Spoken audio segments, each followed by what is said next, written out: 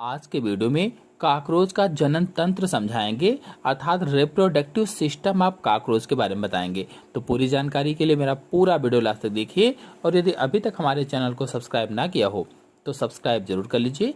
चलिए शुरू करते हैं। तो कॉकरोच अथवा तिलचट्टा इसे कहा जाता है। कॉकरोच को तिलचट्टा कहा जाता है और ये एक लिंगी प्राणी होता है अथवा यूनिसेक्सुअल एनिमल होता है। यही नहीं, इसमें लैंगिक द्विरूपता भी पाई जाती है, यानी एक लिंगी प्राणी है और लैंगिक द्विरूपता यानी सेक्सुअल डायमॉर्फिज्म पाई जाती है। कहने का मतलब ये है कि नर कॉकरोच को आप देखकर पहचान सकते हैं कि ये नर है या मादा है। तो चलिए सबसे पहले नर जनन तंत्र अर्थात male reproductive organs of cockroach के बारे में जान लेते हैं। चलिए अब नर जनन अंग कौन कौन से इसमें आते हैं, यानी मेल रिप्रोडक्टिव ऑर्गन्स कौन कौन से होते हैं ये जान लेते हैं। तो पहला है एक जोड़ी वृषण, फिर दूसरा एक जोड़ी शुक्र वाहिनियां, अगला एक एग्जैकुलेटरी वाहिनी, एक मशरूम ग्रंथि, फैलिक या कांग्लोवेट ग्रंथि होती है, और अंतिम है गोनापोफिसिस। तो इतने सारे नर कॉकरोच के जननांग होते हैं, मेल रिप्रोडक्टिव ऑर्गन्स होते हैं। चलिए इन सब को एक एक करके समझ लेते हैं। तो पहला है वृषण अथवा टेस्टिस। जैसा कि आप लोग चित्र में देख रहे हैं, इनका एक जोड़ा उदर के चौथे, पांचवें व छठे खंड में पाया जाता है। चौथे, पांचवें और छठे खंड में एक जोड़ी टेस्टिस पाई जाती है। ये वाली जो आप चित्र देख रहे हैं, ये वाली टेस्टिस होती हैं। और ये जो चौथे, पांचवें और छठे खंड हैं, इन खंडों में टर्गल प्लेट जो होती हैं, टर्गल प्लेटों के एकदम पीछे दोनों पार्श्वों में स्थित होते हैं, दोनों किनारों पर पाए जाते हैं। प्रत्येक वृषण अथवा टेस्टिस में 3 अथवा 4 पालियां होती हैं। 3 अथवा 4 लोब्स पाए जाते हैं, पालिया कहो चाहे लोब्स कहो, पाए जाते हैं। और इनकी प्रत्येक पाली में कई छोटी छोटी थैली सदृश पालिकाएं या पुटिकाएं अथवा लोब्यूल्स या वेसिकल्स पाई जाती हैं। तो हर एक वृषण में, जैसे ये वाला वृषण देखिए, तो इसमें 3 अथवा 4 लोब्स पाए जा रहे हैं। तो इसमें देखिए, गिनिए कितने लोब्स हैं, 1 2 3 4, 4 लोब्स पाए जा रहे हैं। इसी तरह से दूसरे वाले में भी है। तो प्रत्येक वृषण में इसीलिए कहा गया 3 या 4 लोब्स अथवा पालियां पाई जाती हैं। और इनकी प्रत्येक जो पाली होती है, प्रत्येक जो लोब्स होते हैं, उन लोब्स में छोटी छोटी थैली जैसी अनेक संरचनाएं आपको दिख रही हैं, अनेक पुटिकाएं दिख रही हैं, जिन्हें वेसिकल्स आप कह सकते हैं या लोब्यूल्स आप कह सकते हैं। और प्रत्येक पुटिका गोल तथा लगभग सफेद या अर्ध पारदर्शी होती है। जो छोटी छोटी सी इसमें पुटिकाएं आपको गोल जैसे दिख रही हैं, रिंग जैसी दिख रही हैं, ये लोब्यूल्स अथवा वेसिकल्स हैं। और ये जो पुटिकाएं होती हैं या वेसिकल्स होते हैं, ये लगभग में सफेद अथवा अर्ध पारदर्शी होती हैं और महीन नलिका के द्वारा शुक्र वाहिनी में खुलती हैं, अथवा कह लीजिए कि वाइस डिफरेंशिया में खुलती हैं। युवा जो कॉकरोच होता है, युवा कॉकरोच के वृषण बड़े बड़े होते हैं और शुक्राणुओं से भरे रहते हैं। लेकिन जो प्रौढ़ कॉकरोच होता है, जो वयस्क कॉकरोच होते हैं, इनमें ये क्षीण होने लगते हैं और निष्क्रिय हो जाते हैं। फिर दूसरी हेडिंग है शुक्र वाहिनियां, यानी दूसरा मेल रिप्रोडक्टिव ऑर्गन्स क्या होगा, वाइस डिफरेंशिया। तो शुक्र वाहिनियां एक जोड़ी अत्यंत महीन नलिकाएं हैं। ये जो टेस्टिस थी, इन्हीं से देखिए निकली हुई हैं, इनके अंदर भी होती हैं। इन्हीं से निकली हुई जो महीन नलिकाएं आप देख रहे हैं चित्र में, यही शुक्र वाहिनियां हैं अथवा वाइस डिफरेंशिया हैं।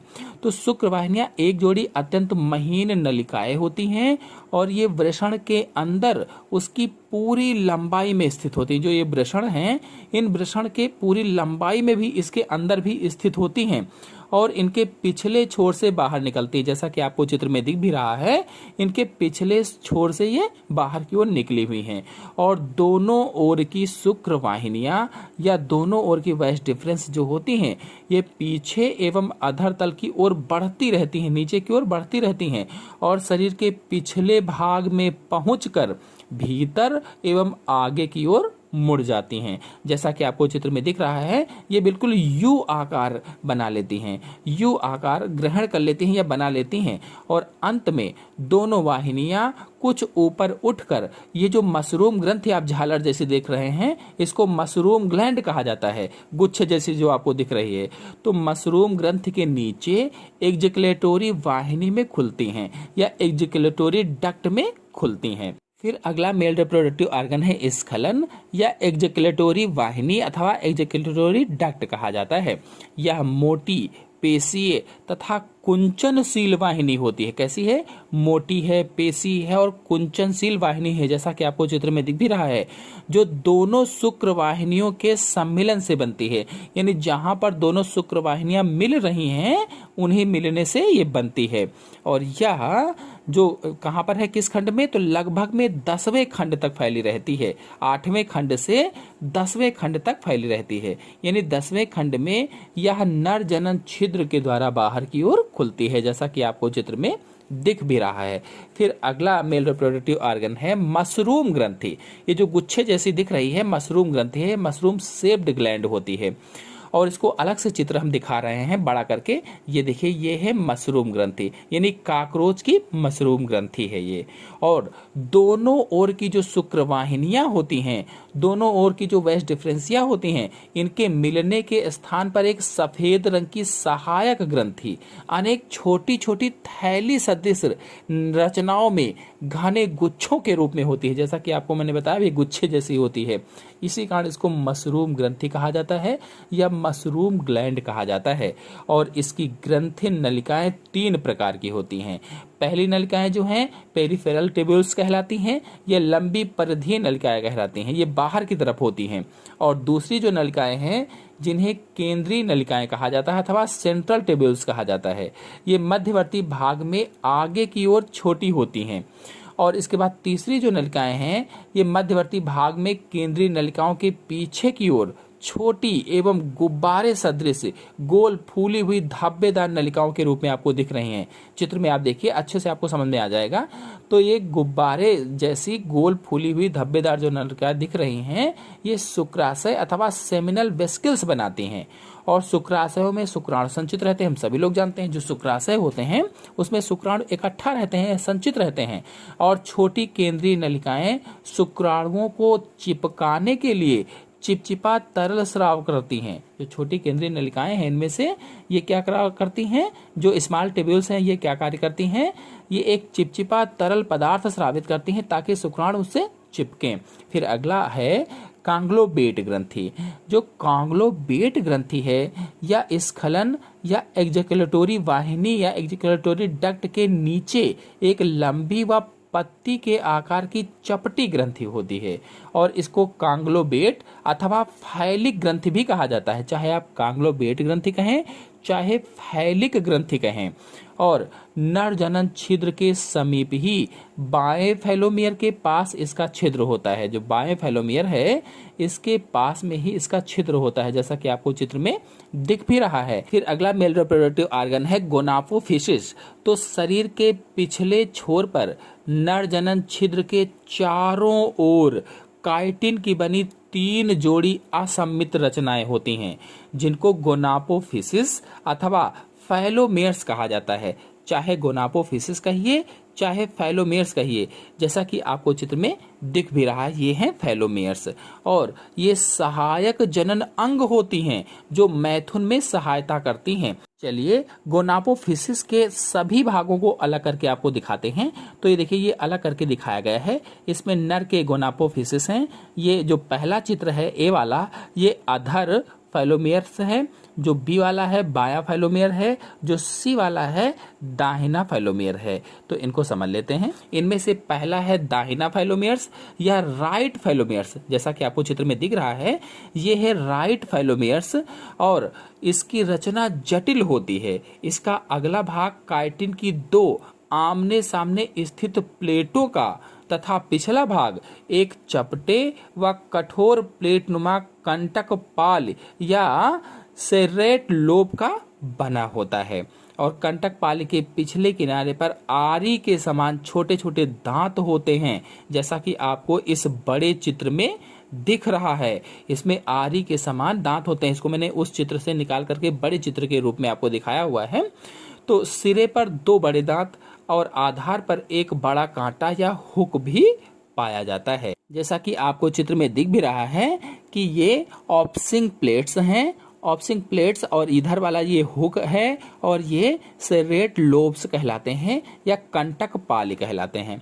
फिर दूसरा है बायां फाइलोमेयर्स या लेफ्ट फाइलोमेयर्स। बड़े चित्र में देखिए, ये है लेफ्ट फाइलोमेयर्स और यह अनियमित आकार की प्लेट है जिससे 4 प्रवर्ध निकले रहते हैं।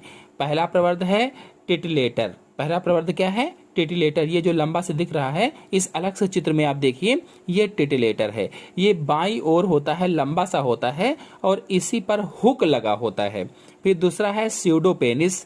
तो स्यूडोपेनिस में क्या होता है कि ये लंबा होता है, उसका पिछला सिरा जो होता है फूला होता है। ये वाला जो भाग है ये स्यूडोपेनिस है और इसका पिछला सिरा देखिए फूला हुआ है, फूल जैसे दिख रहा है। फिर अगला है एस्पेरेट पाल। जो एस्पेरेट पाल है ये छोटी व कोमल होती है। एस्पेरेट पाल कैसी है? छोटी वह कोमल होती है। और आपको बता दें, इसमें देखिए आगे की तरफ कांटे जैसी संरचनाएं भी दिख रही हैं और इसी पर एक छोटा कंटक भी होता है, इसलिए कांटे जैसी संरचना इसमें दिखती हैं। फिर इसी में अगला ये वाला भाग है एक्यूटो लोब। तो ये सबसे दाहिनी ओर होता है और इस पर बड़ा सा हुक आपको दिखाई दे रहा है, बड़ा सा हुक होता है। तो ये बायां फाइलोमेयर्स जो है इसके भाग हो जाएंगे। फिर अधर फाइलोमेयर्स यानी वेंट्रल फाइलोमेयर्स ये वाला है। और वेंट्रल फाइलोमेयर्स जो होता है यह दाहिने फाइलोमेयर्स के ठीक पीछे भूरे रंग की चपटी प्लेट के रूप में होता है और नर जनन छिद्र इसी पर स्थित होता है, या मेल जेनाइटर पोर इसी पर, जो वेंट्रल फाइलोमेयर्स होता है इसी पर स्थित होता है। चलिए अब नर जनन तंत्र की कार्यकी को समझ लेते हैं, अर्थात physiology of male reproductive system को जान लेते हैं। तो जो वृषण है अथवा जो टेस्टिस है, इसकी पुटिकाओं में शुक्राणुओं का निर्माण होता है। इसकी जो पुटिकाएं होती हैं उनमें शुक्राणु बनते हैं और शुक्राणु केवल युवा काकरोच में ही बनते हैं, जो युवा काकरोच होते हैं। जब इनकी वयस्क अवस्था आती है तो वयस्क अवस्था तक पहुंचते पहुंचते वृषण इनका निष्क्रिय हो जाता है, एक्टिव नहीं रहता है, इनएक्टिव हो जाता है और शुक्राणुओं का निर्माण भी रुक जाता है। परिपक्व जो शुक्राणु होते हैं वो शुक्र वाहिनियों के द्वारा मशरूम जो ग्रंथि होती है, जो मशरूम ग्लैंड होती है, उसमें पहुंचाए जाते हैं और मशरूम ग्रंथि की परिधीय नलिकाओं में शुक्राणु संचित रहते हैं या इकट्ठा रहते हैं। इसकी छोटी नलिकाओं के द्वारा स्रावित चिपचिपे तरल द्वारा शुक्राणु परस्पर चिपक कर बंडल सा बना लेते हैं और इनको शुक्राणुधर या स्पर्मेटोफोर कहा जाता है। जैसा कि आपको चित्र में दिख रहा है, काकरोच का शुक्राणु या स्पर्मेटोफोर है। ये कौन सा चित्र है? पहला वाला। ये काकरोच का शुक्राणु है अथवा कह लीजिए स्पर्मेटोफोर है। और जो बी वाला है ये इसी काकरोच के शुक्राणु की अनुप्रस्थ काट है, या कह लीजिए स्पर्मेटोफोर की अनुप्रस्थ काट को दिखाया गया है। और सामान्यतः एक वृषण के शुक्राणु जो होते हैं वे एक शुक्राणुधर का निर्माण करते हैं और प्रत्येक शुक्राणुधर पर नाशपाती के आकार का एक खोल होता है या कैप्सूल होता है। यह खोल मशरूम ग्रंथि अथवा स्खलन वाहिनी की दीवारों के स्राव से बनता है और मैथुन के समय स्पर्मेटोफोर नर जनन छिद्र में से निकलकर मादा में पहुंचता है। इस प्रकार से male reproductive system of cockroach के बारे में आज मैंने आपको बताया, चित्र सही समझाया। आशा है आप लोगों को सब कुछ समझ में आ गया होगा। सब कुछ समझ में आ गया हो तो वीडियो को लाइक और शेयर कीजिए। चैनल पर नए हैं तो चैनल को सब्सक्राइब कर लीजिए। धन्यवाद।